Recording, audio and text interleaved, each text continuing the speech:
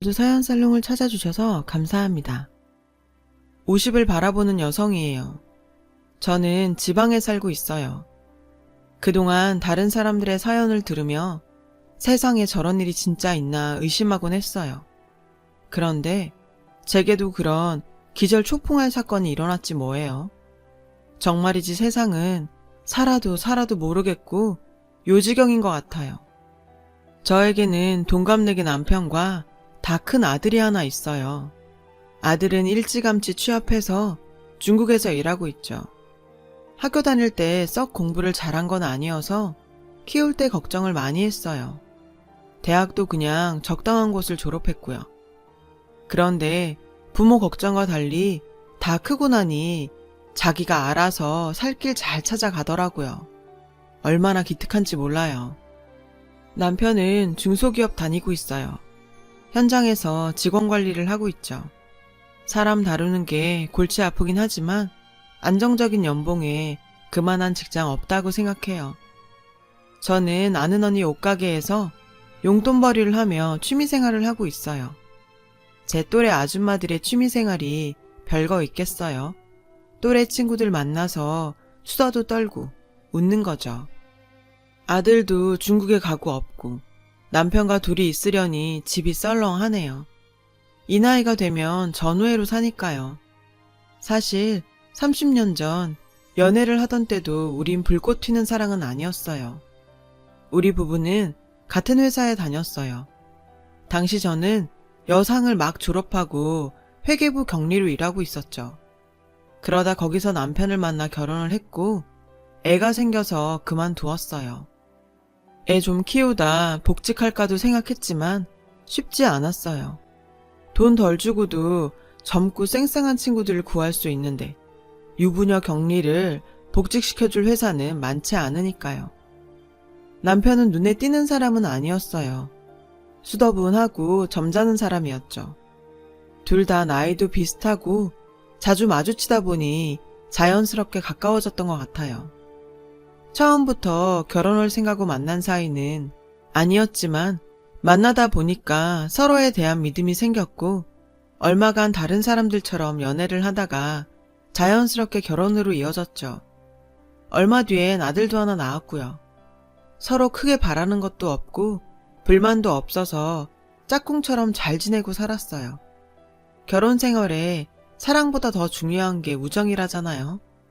나이 들수록 무슨 말인지 더 알겠더라고요. 주위에서 남편 칭찬을 많이 해요. 보면 볼수록 성실한 사람 같다고요.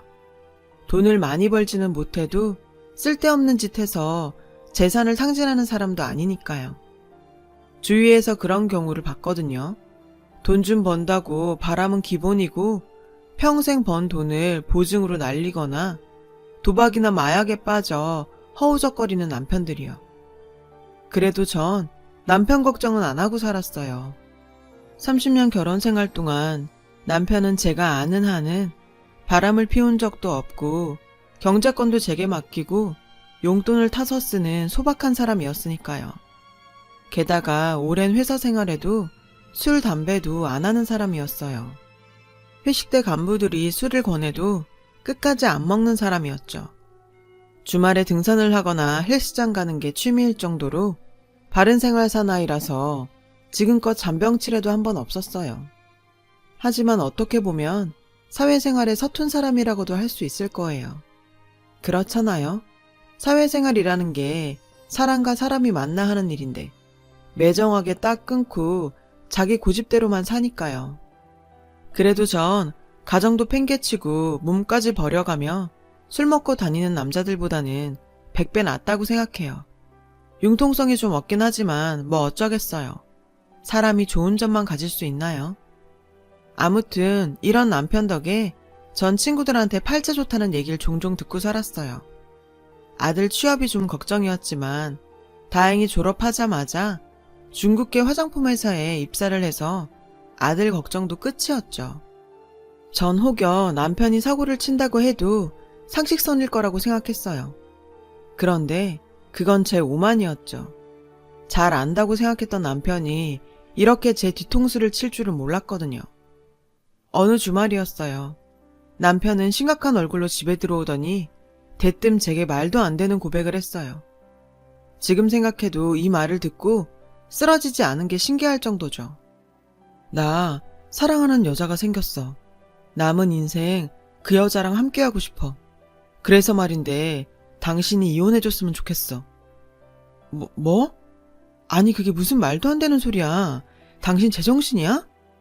내가 처음이자 마지막으로 당신한테 부탁하는데 새 출발하는데 방해하지 마. 전 남편의 이런 행동이 이해가 안 갔어요. 보통 바람을 피우면 몰래 피지 않나요? 어떻게 불륜 사실을 통보하듯 알려요? 예상치 못했던 일에 어처구니가 없어서 혹시 나 놀래키려고 몰래카메라를 찍는 건가 생각했을 정도라니까요. 전 재미없으니 장난 그만 치라고 했어요. 그런데 남편은 끝까지 진지하더군요. 사실이라고 생각하니까 뭐라고 대꾸해야 할지 생각도 나지 않았어요. 어이가 없어서 헛웃음만 나오더라고요. 진정한 사랑을 찾았다고? 아니 그럼 나랑은 가짜 사랑이었냐고요. 지랑 가정 꾸리고 아들까지 다 키워낸 아내한테 다 늙어 빠져서 한다는 소리가 뭐? 진짜 사랑? 생각 같아선 똥물이라도 한 바가지 뿌리고 싶은 심정이었어요. 하지만 전 아무 말도 하지 못했죠. 남편은 자기 할 말만 끝내곤 캐리어에 옷가지를 싸서 나가버렸어요. 어디 가냐고 물어도 대답도 없었죠. 너무 의연하고 단호한 태도에 전 이제 정말 끝이구나 생각했어요. 근데 순간 우라가 치밀더라고요. 누군 지가 좋아서 지금껏 한눈 안 팔고 살았는 줄 아나. 죽을 죄를 졌다고 무릎 꿇고 빌어도 시원찮을 판에 어디서 이따위로 울어. 전 그대로 남편을 따라 나갔어요. 신발도 못 신고 맨발로요. 남편은 캐리어를 트렁크에 넣고는 차에 올랐어요. 근데 이미 시동이 걸려있지 뭐예요. 자세히 보니 조수석에 여자가 앉아있더라고요. 얼굴을 보려고 다가가는데 그 순간 남편의 차가 출발해버렸어요. 제가 본 거라곤 여자의 뒷모습뿐이었죠. 검고 긴 생머리의 젊은 여자였어요. 너무 비참해서 그날 이후 옷가게 일도 그만두고 집에서 끙끙 앓기만 했어요. 차 안에 둘이 나란히 앉아있던 모습만 자꾸 눈에 아른거렸죠. 여자의 얼굴이 상상돼 미칠 것 같았어요. 어디 가서 얘기도 못하겠더라고요. 제 얼굴에 침 뱉는 거나 마찬가지니까요. 게다가 동네가 좁아서 소문 퍼질 게 뻔했죠. 앞으로 어떻게 얼굴을 들고 다녀야 하나 걱정이 태산이었어요. 바람핀 건 남편인데 내가 이런 걱정을 해야 한다는 것도 정말 화딱지 났어요. 그 나이에 젊은 여자라니. 나이값도 못하고 일말의 예의도 없는 남편이 정말 쳐 죽이고 싶을 만큼 미웠어요. 솔직히 3일 정도 지났을 때는 같이 살아온 정도 있으니 미안하다고 자기가 잠깐 눈이 헷가닥해서 실수한 거라고 싹싹 빌면 용서할 마음도 조금은 있었어요. 근데 끝까지 안 나타났더군요. 남편의 생활 반경이라고 해야 회사, 집 등산, 헬스장이 고작이었어요. 그런데 문득 남편이 얼마 전부터 회사 갈 때마다 전과 다르게 말끔하게 차려입고 출근했던 게 생각나지 뭐예요. 그렇다면 그 여자와는 회사에서 만났을 확률이 높다는 생각이 들더군요. 퇴근해서 늘 피곤하다고 골골대더니 헛짓거리를 하고 다니느라 그랬다고 생각하니 피가 거꾸로 솟았어요. 참다 못한 저는 회사에 근무하고 있는 지인한테 전화를 했어요. 지인은 남 얘기 좋아하는 사람이라 입은 좀 싸긴 했지만 그래도 회사 내에 그 언니만한 소식통도 없었거든요. 언니, 다 알고 있으니까 말해줘요. 저희 남편 회사 사람이랑 바람났죠? 아, 결국 알았구나. 사실은 회사에서는 다들 알면서 모른 척 쉬쉬하는 분위기야. 그 인간 집에 안 들어온 지 일주일이 넘었어요. 저 정말 미칠 것 같아요. 언니 그러니까 아는 대로 다 말해줘요. 하나도 빠짐없이요. 네? 근데 꼭 알아야겠니? 너 괜찮겠어? 전 쪽팔려서 고개를 들 수가 없었어요. 회사에 우리 부부 모르는 사람이 없거든요. 근데 회사에서 바람이라뇨. 게다가 나만 빼고 다들 알고 있었다니 바보 천치가 된 기분이었어요. 전 지인한테 남편이 만나는 여자가 누구냐고 꼬치꼬치 캐물었어요. 그런데 언니는 뭔가 알면서도 대답을 잘 안 하는 눈치였죠. 계속 제가 충격을 받을 거라고 하면서요. 그냥 말해줘요. 젊은 여자죠? 예뻐요? 설마 내가 아는 사람이에요? 아니, 예쁘긴. 그럼 말이라도 안 하지. 근데 젊은 건 사실이야. 29이란다. 네? 29밖에 안 되는 여자가 왜 다 늙은 내 남편을 만난대요? 도대체 왜요? 근데 얘, 지금 그게 중요한 게 아니야. 사실은 말이지. 지인의 입에서 나온 말은 충격적이었죠. 남편과 바람이 난 젊은 여자의 정체는 한국인이 아니었거든요. 충격적이게도 베트남 처녀였어요. 심지어 제가 아는 얼굴이었죠. 우연히 남편 회사에 갔다가 남자 직원들 사이에 둘러싸인 여자를 본 적이 있는데 그때 지인이 제게 그 여자에 대해 말해준 적이 있거든요. 베트남에서 온 불법 체류자라고요. 아무리 외국인이라고 해도 나이에 비해 너무 노안이라 기억에 남았죠. 당시 전 젊은 아가씨가 한국까지 와서 돈 버느라고 얼마나 고생했으면 얼굴이 저렇게 팍싹 늙었을까 안타까워했었거든요. 그래도 몸매는 야리야리하니 괜찮아서 남자들이 저렇게 따르나 싶었죠. 솔직히 얼굴은 별로였어요. 제 남편과 바람난 여자라서 하는 말이 아니라 진짜 영 아니었어요. 한국 국적 따려고 다 늙은 남자 꼬시는 불법 체류자가 있다고 인터넷에서 보긴 했지만 그런 일이 남편한테 일어날 줄은 꿈에도 몰랐어요. 그년도 그년이지만 그 수법에 넘어간 제 남편도 등신 아닌가요? 누가 봐도 접근한 의도가 빤히 보이는데 그걸 사랑이라고 이 난리를 치다니. 남편한테 화났던 건 잠시 접어두고 2년부터 처리해야겠다 생각했어요. 우선 집 나간 남편에게 연락부터 했어요. 역시나 전화를 받지 않더군요. 그런데 잠시 후 남편으로부터 메시지가 왔어요. 이혼할 거 아니면 연락하지 말자 우리. 그년이 어떻게 남편을 구슬렸는지는 모르겠지만 아무리 등신 같은 남편이라도 애 아빠인데 손 놓고 있을 수만은 없었어요. 까딱하면 사기당하고 폐인이 될 게 뻔했으니까요. 그 여자는 무슨 딱한 사정이 있어 늙은 남자까지 꼬셔서 국적을 얻으려는지 모르겠지만 남편과 헤어지지 않겠다고 한다면 어떻게 조치를 취해야 할지 최후의 수단까지 생각했어요. 불법 체류자라는 걸 경찰에 신고해서 자기 나라로 돌려보낼 생각까지요. 한국에 발도 못 붙이게 한다면 저절로 떨어지지 않겠어요. 계획을 세운 저는 지인한테 부탁해서 그 여자 집 주소를 얻었어요. 아무래도 혼자 가기가 너무 떨려서 친한 친구를 데리고 갔죠. 그 여자가 불법 체류자라는 증거를 잡기 위해 녹음기와 카메라도 가지고요. 제가 친구를 데리고 간 데는 또 다른 이유가 있어요. 친구는 일전에 자기 남편의 불륜 현장을 잡았던 경험이 있었거든요. 그래서 친구는 제 일이 남일 같지 않다며 많이 도와주었어요. 솔직히 친구가 남편 문제로 소가리를 할 때 전 그저 남의 일이라고만 생각했어요. 내 남편은 친구 남편하고는 다르다고 믿었으니까요. 그런데 사람 일은 정말 한치 앞도 모르는 거였네요. 친구와 저는 단단히 준비를 마치고 그 여자와 남편이 퇴근하고 함께 집에 돌아오기만을 기다렸어요. 여차하면 경찰까지 부를 셈이었죠. 하지만 놀랍게도 귀가한 베트남 여자 옆에는 제 남편이 아닌 다른 남자가 있지 뭐예요. 같이 장을 보고 온 건지 양손에 짐을 한 보따리 들고 있더군요. 남자는 딱 봐도 하급 인생처럼 보였어요. 껄렁거리는 게 딱 동네 양아치였죠. 베트남 처녀는 한겨울에 춥지도 않은지 형광 반바지에 슬리퍼를 신고 있더군요. 둘은 너무도 자연스럽게 한 집으로 들어갔어요.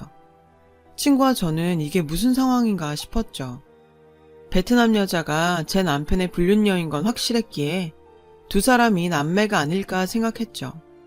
아니라면 내 남편 말고 또 다른 호구인지도 모른다는 생각도 했고요. 그렇게 온갖 추측을 하면서 여자의 집 주변을 서성이는데 그때였죠. 창 너머로 둘의 대화가 들리더라고요. 두 사람의 대화 내용은 정말이지 지금 생각해도 충격 그 자체예요. 자기야, 그 영감탱이 언제 작업 끝나? 이 동네도 이제 뜰 때도 됐잖아. 길게 끌다가 들킬지도 모르는데 왜 이렇게 뜸을 들여? 더 있다가는 골치 아파질 수도 있어. 그러자 여자가 날카롭게 반응했어요. 뭐? 넌 그 정도 인내심도 없니? 너 집에서 뒹굴하는 동안 나는 썩어빠질 공장에 나가서 개고생하는 거 몰라? 순간 저랑 친구는 놀라지 않을 수 없었어요. 여자의 한국어 발음이 외국인이라고 볼 수 없을 정도로 또박또박 했거든요. 한국에서 오래 살았다 쳐도 저 정도로 완벽하게 한국어를 구사하기란 쉽지 않잖아요. 그런데 베트남 사람인 척 하는 게 얼마나 힘든지 알아? 말도 더듬어줘야 되고 뒤에서 내 욕을 해도 못 알아듣는 척 해야 된다고. 같은 한국인한테 인종차별까지 받으면서 참고 있는데 너까지 왜 이래? 그랬어요. 놀랍게도 그 여자는 한국인이었던 거예요. 한국 욕을 얼마나 찰지게 하던지 친구와 전 기함을 토할 뻔했다니까요.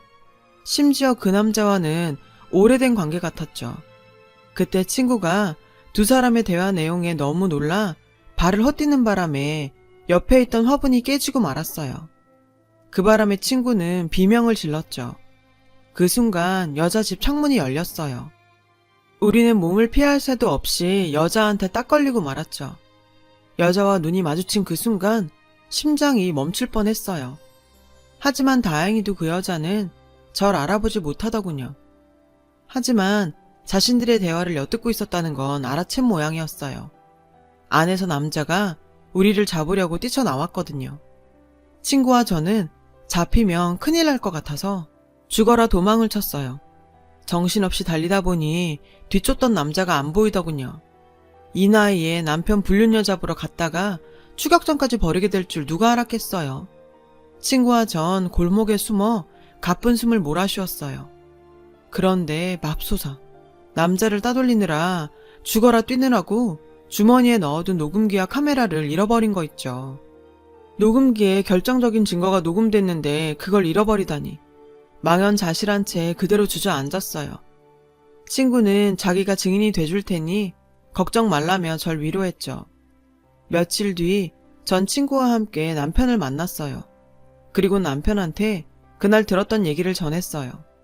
그런데 글쎄 이놈의 인간이 얼마나 철이 없는지 거짓말하지 말라며 화를 내지 뭐예요.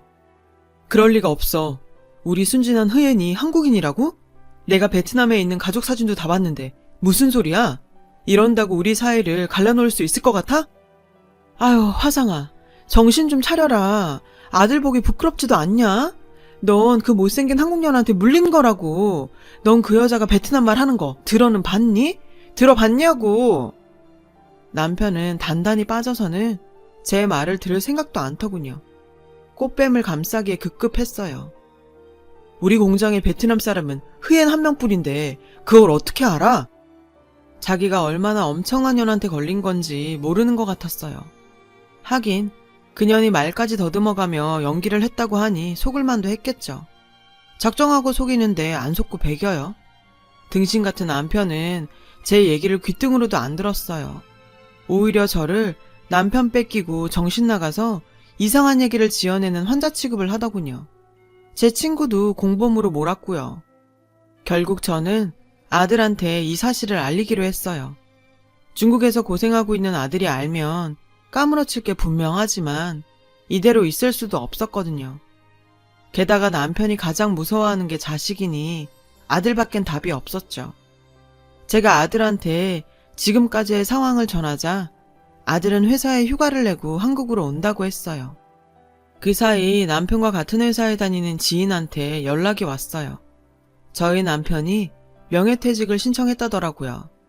25년 근속이라 퇴직금이 1억 가까이 될 거라고 했어요. 그리고 베트남 여자는 저한테 들킨 다음날 바로 퇴직 신청을 했다더군요. 출근 안 한 지 좀 됐다고요. 회사에서 알게 되면 일이 걷잡을 수 없이 커진다는 걸 자기도 안 모양이었어요. 분명 그 꽃뱀은 남편의 퇴직금을 노린 게 분명했어요. 하지만 남편은 제 연락은커녕 남편을 걱정하는 주위 사람들 연락도 받지 않았죠. 그러던 차에 마침내 아들이 한국으로 들어왔어요.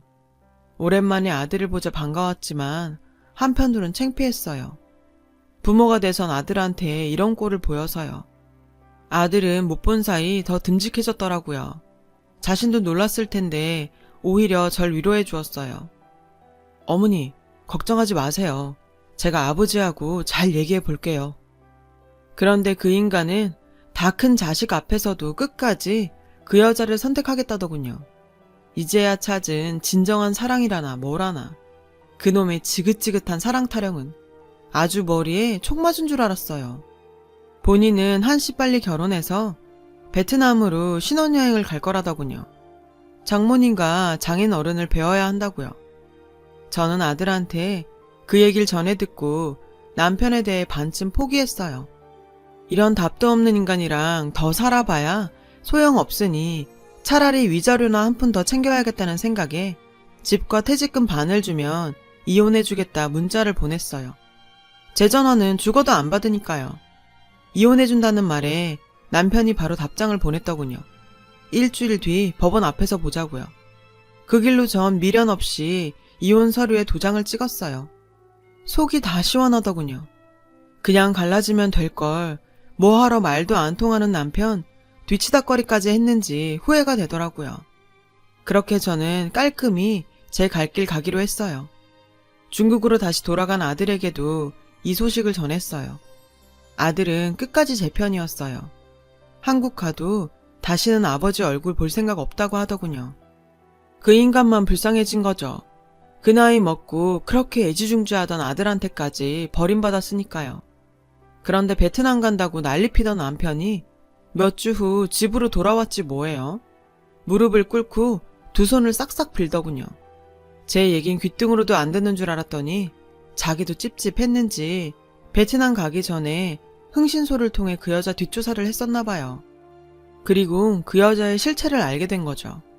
남편 말을 들어보니 그 여자가 나이도 속였더라지 뭐예요. 29살은 개뿔, 42살이래요. 저랑 10살 차이도 안 나더라고요. 게다가 남편까지 있는 여자가 강 크게 처녀 행세까지 하고 다녔더라고요. 남편은 결국 늙은 꽃뱀한테 퇴직금의 반을 뜯겼어요. 그게 결혼 지참금으로 달라고 했었다나 봐요. 남편은 당연히 아무 생각 없이 그 큰 돈을 그 꽃뱀한테 홀랑 다 줬고요. 자기는 이렇게 될 줄 몰랐다고 울더군요. 전 남편한테 당장 나가라고 소리쳤어요. 그러자 남편이 몸을 바싹 엎드리곤 손이 발이 되도록 빌었어요. 자기가 미쳤었다며 그년이 유혹하는 바람에 자기도 모르게 넘어갔다고, 다 그년 탓이라고 모든 잘못을 꽃뱀한테 떠넘겼죠. 하지만 거기에 넘어갈 제가 아닙니다. 전 내 알 바 아니니 나가라고 했어요. 결국 남편은 경찰을 부른다는 소리에 제 집에서 나갔어요. 그 뒤로도 남편은 아들한테 전화해 저랑 재결합할 수 있게 도와달라고 했다네요. 아들은 엄마가 하겠다고 해도 자기가 뜯어 말릴 거라며 다신 연락하지 말라고 끊어버렸다고요. 얼마 후 들리는 소문으로는 남편이 원래 다니던 회사 공장에 계약직으로 다시 근무하고 있다고 하더군요. 예전보다 월급도 훨씬 적고 대우도 좋지 않은데도 돈이 궁해하고 있대요. 그 난리를 피고 퇴사했으니 회사에서 곱게 봐줄 리 있나요? 계약직으로 써준 것만으로도 감사해야죠. 조강지처까지 버린 놈은 그런 대우 당해도 싸다고 생각해요. 저는 남편에게 받은 합의금과 모아둔 돈으로 뭐라도 배워 작은 가게라도 차릴까 생각 중이에요. 아들이 다달이 용돈을 보내주고 있지만 자식이 뼈 빠지게 번 돈인데 그게 어디 쉽게 써지나요? 나중에 아들 결혼할 때 보태주려고 잘 모으고 있어요. 이제 월급 벌어다주는 서방은 없지만 그래도 밥 차려줄 인간이 없어서 얼마나 편하고 좋은지 몰라요. 한번 사는 인생 그동안 왜 그렇게 살았나 싶어요. 앞으로는 누군가의 아내가 아닌 제 이름으로 떳떳하게 살아보려 합니다. 그래야 후회가 없을 것 같거든요. 제 이야기 들어주셔서 고맙습니다. 여러분, 사연 댓글에 응원과 현명한 조언 부탁드려요. 좋아요와 구독은 저에게 큰 힘이 됩니다. 오늘도 좋은 일 가득하세요.